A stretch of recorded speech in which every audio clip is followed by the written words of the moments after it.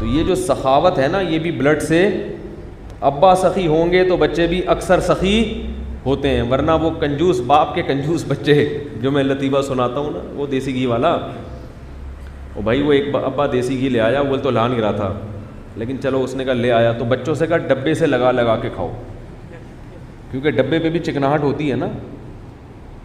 तो फिर उसको सफ़र पे जाना पड़ गया, तो वो देसी घी का डब्बा अलमारी में बंद करके चला गया, लॉक लगा के, कहीं एकदम ज़ाया ना हो जाए। तो सफ़र से जब वापस आया तो बच्चों से पूछा कि देखो देसी घी का डब्बा तुमने खोला तो नहीं अलमारी खोल के? उन्होंने कहा नहीं नहीं अब्बू। का फिर नाश्ता कैसे करते थे? कहते थे हम अलमारी से रोटी लगा लगा के खाते थे।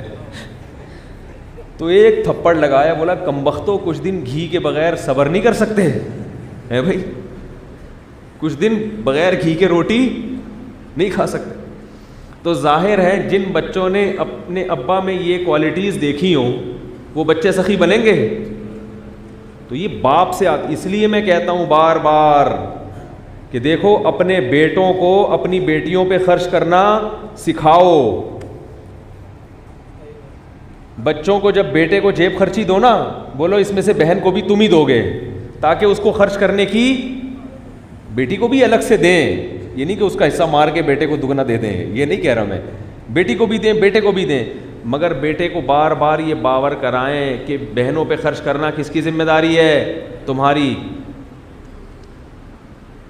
और उनको बताएं कि मैं हमेशा ज़िंदा नहीं रहूँगा, मैं मर जाऊँगा, सब बाप मर जाते हैं, तो इनको पालना किसकी जिम्मेदारी है? तुम्हारी। और फिर उसके सामने अपनी बहनों पे खर्च करके, भाई बोल लिया करो अल्लाह के बंदो, ये सबक याद करा रहा हूँ, रटवा रहा हूँ, ये खिताबत नहीं है ना, मुझे खिताबत आती है, इस मामले में मैं बहुत कमज़ोर आदमी हूँ। अपनी बहनों पे खर्च करो, किसके सामने? अपने बच्चों के सामने, ताकि पता चले कि भाई हमारी तो ये परंपरा है, हमारी ये क्या है? रस्म है कि हमारे यहाँ मर्द अपनी औरतों पे खर्च करते हैं। हमने अपने अब्बा को देखा कि वो अपनी बहनों पे खर्च करते थे, तो हम भी करेंगे। तकरीरों से इतना फ़ायदा नहीं होता जितना अमली तौर पर दिखाने से होता। मर्द खर्च करता हुआ ही अच्छा लगता है। क्या ख्याल है? मैं नाम जहन से निकल गया, आप मुश्ताक भाई जैतून टीवी वाले, वो जब भी स्पीकर का मसला हो ना इन्हीं से ठीक करवाते हैं। तो मर्द जो है ना खर्च करता हुआ, बोलो भाई अच्छा लग, और इससे मर्द की आमदन में अल्लाह बरकत बहुत देते हैं, बहुत बरकत देते हैं इससे। तो अगर मर्द को अल्लाह ताला ने सलाहियतें ज़्यादा दी हैं तो वो मोहब्बत भी क्या करेगा? ज़्यादा। चाहे वो बीवी से मोहब्बत हो, वालदैन से हो, बहनों से हो, औलाद से हो, मर्द में मोहब्बत का उनसर अल्लाह ने ज़्यादा रखा है। मैंने एक गोरे की किताब पढ़ी है, गोरे की, जो साइकोलॉजिस्ट था, उसने नफ्सियात पे किताब लिखी है जिसका तर्जमा भी हुआ। उसने ये बात लिखी है कि मर्द मोहब्बत को जल्दी नहीं भूलता, मोहब्बत से जल्दी, औरत जल्दी दस्तबरदार हो जाती है। मिसाल के तौर पर आप मर गए, आपकी बेगम बहुत रोएगी रोएगी, थोड़े दिनों में सेटिंग क्या हो जाएगी? भूल जाएगी। भूलने का उनसर ज़्यादा है।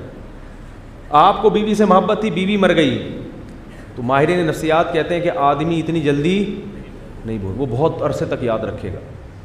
और मैं अजीब बात आपको बताऊं, मैंने तलाक़ों के बाद मर्द पागल होते हुए अपनी आँखों से देखे, बीवी को याद कर करके परेशान, डिप्रेशन के मरीज़ बन के ऐसे भी देखे हैं कि जो माहिर नफ्सियात है, समझ आ रही है बात, जो लोगों को डिप्रेशन का इलाज बताते हैं, बीवी छोड़ के चली गई तो खुद क्या हो गया? दिमागी, यानी जो लोगों को स्ट्रेस का हल बता रहा है ना, वो खुद क्या बन गया? पागल हो गया। तो नबी सल्लल्लाहु अलैहि वसल्लम ने मिसाल किसकी दी है मोहब्बत में? माँ की। बाप की मिसाल बोलो ना यार, नहीं दी। हालांकि बाप अगर फितरत पे हो, ये पहले बता दूं, हर रब्बा की बात नहीं कर रहा, चरसी भी है, हीरोइनची भी हैं, एक नंबर के मर्द वो है ना जिसको खिला के खुशी होती है, जो कम वक्त बैठा हुआ है, ना रोज़गार तलाश करता है, ना घर की जिम्मेदारियां पूरी करता है, गुटखा पान, ये इस किस्म की, ये आदमी नहीं है, ये पजामा है, माजरत के साथ। इसको हम कहते हैं ना भाई तो आदमी है, ये पजामा है, क्या है? तो ये आदमी नहीं है, आदमी की बात कर रहा हूँ, गैरत हो उसमें अल्लाह ने बर्दाश्त भी, तभी तो जंगों में लड़ता है वो। बर्दाश्त कम होती तो जंगों में लड़ता जाके, तोपों का मुकाबला करता वो। तो इसलिए अल्लाह ताला ने, ये मैं इसलिए कह रहा हूँ कि बच्चों को माँ की मोहब्बत तो समझ में आती है, बाप की मोहब्बत समझ में नहीं आती। तो भाई अब्बा, माँ से भी मोहब्बत करो और अब्बा से भी मोहब्बत करो, इसके दिल में भी तुम्हारी मोहब्बत है। अलबत्ता एक टेक्निकल फ़र्क है दोनों की मोहब्बतों में। माँ की मोहब्बत जज्बाती होती है, बाप में जज्बात नहीं होते, क्योंकि कंट्रोलिंग पावर है, बर्दाश्त है उसमें। बर्दाश्त अल्लाह ने ज़्यादा रखी ना, मोहब्बत बहुत ज़्यादा होगी, मगर ना उसका जज्बाती अंदाज में इजहार करेगा और ना ये शो करेगा कि जैसे मैं। माँ तो बेचारी एकदम जज्बाती हो जाती है ना, रोना धोना शुरू कर देती है। आदमी में ये नहीं है, तो इसकी वजह से लोग समझते हैं इसको मोहब्बत, जैसे इसकी मिसाल है कि मैयत पे जो सबसे ज़्यादा रो रहा हो, लोग समझते हैं इसको मैयत से बहुत ज़्यादा मोहब्बत है, हालांकि ये ज़रूरी। मैंने ऐसा देखा है कि अब्बा का इंतकाल हो गया, बच्चे रो नहीं रहे, महल्ले वाले हाँ फूट फूट के ये शो करने के लिए कि हमें बहुत ज़्यादा मोहब्बत थी। हमारे बहुत दूर के जानने वाले थे, बहुत पुराना किस्सा है, किसी का जहन उस तरफ जाएगा नहीं इंशाल्लाह। उनकी सास का इंतकाल हो गया। वो थे बड़े क्लियर कट होते हैं ना बाज़ लोग, भरपूर तबसरा करने वाले, किसी से शर्म मुरव्वत नहीं थी। उनकी सास का इंतकाल हो गया, सास इत्तेफाक से उन्हीं के घर में रहती थी, तो लोग ताज़ियत के लिए आ रहे हैं। तो एक दूर से महल्ले से कोई दूर से बंदा आया और रोने लगा। दामाद से ताज़ियत कर रहा है सास की और रो रो के, दामाद नहीं रो रहा, वो बैठा हुआ है। अब पता नहीं अंदर से खुश थे या परेशान थे, तो अल्लाह ही जानता है, लेकिन रो नहीं रहे थे बहरहाल। अब ये रोने लगा और कहने लगा मुझे बहुत अफसोस हुआ आपकी सास का इंतकाल हुआ। तो उन्होंने कहा तेरी क्या लगती थी जो तुझे इतना अफसोस हुआ है बड़ी महफिल में उसको उनको लगा कि ये ज़रूरत से ज़्यादा क्या कर रहा है। भाई ठीक है, अफसोस तो कह दे, इतना ज़्यादा फंडरगिरी है भाई। ठीक है, मुझे बहुत अफसोस हुआ। उन्होंने कहा तेरी क्या लगती थी जो तुझे इतना अफसोस हो रहा है। तो बेचारा चुप करके बैठ गया। तो आपने देखा होगा मैयत पे खिदमत जिसने की सारी ज़िंदगी, वो कम रो रहा है, और जिस बेटे ने कभी अब्बा को पूछा भी नहीं, वो फूट फूट के रो रहा है। तो उसमें चूँकि जज्बात ज़्यादा हैं, इसलिए आपको लगेगा ये कि ये क्या है, ज़्यादा मोहब्बत। और जो बेचारा नहीं रो रहा, आपको लगेगा कि इसमें मोहब्बत नहीं है। हालांकि मोहब्बत ना होती तो उसने 10 साल अब्बा की खिदमत ना की होती, माँ की खिदमत ना की होती।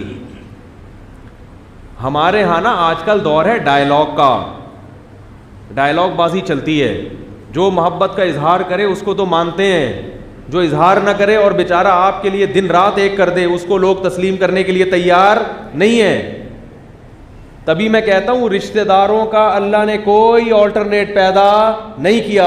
तभी इस्लाम कहता है सबसे पहले ब्लड रिलेशन, बाप माँ भाई बहन, सबसे पहले ये रिश्ता है, बाकी सब उसके बाद, दोस्ती आ रही है उसके बाद हैं।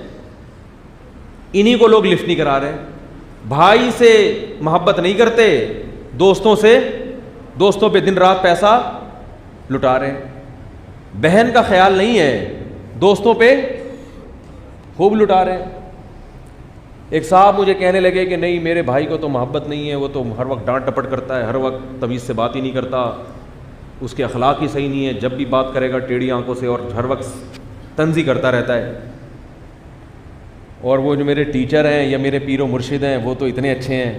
मैंने कहा उस जिन पीरो मुर्शिद की बात कर रहे हो ना, उनके यहाँ रहो, अगर आपको मलेरिया हो जाए या कोई टीबी हो जाए, फिर देखो वो अपने घर में छोड़ते हैं, आपको नहीं छोड़ते।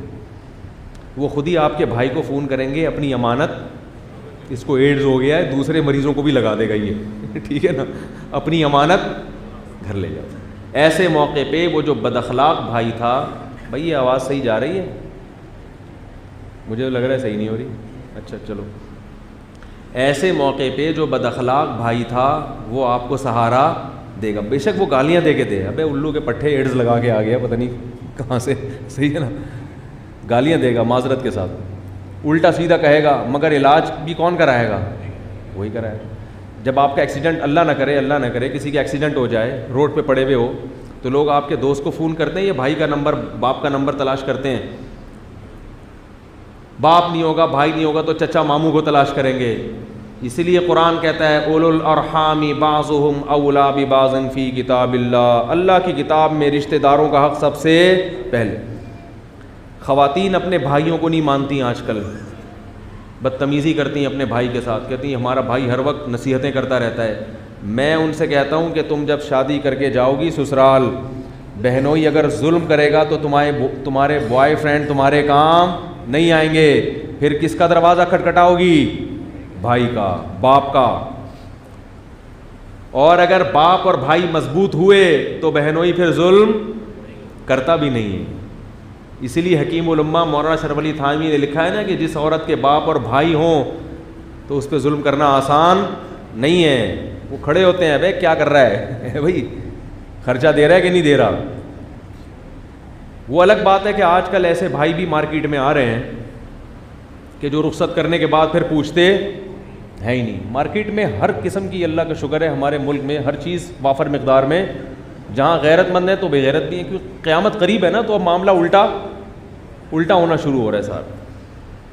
तो बहनों जुल्म कर रहा है, बल्कि उल्टा घर के दरवाजे बंद कर देते हैं, जो हो हमने शादी कर दी, अब मरो जियो, जो मर्जी है वहीं रहो। ये हराम है मेरे भाई, नाजायज़ है।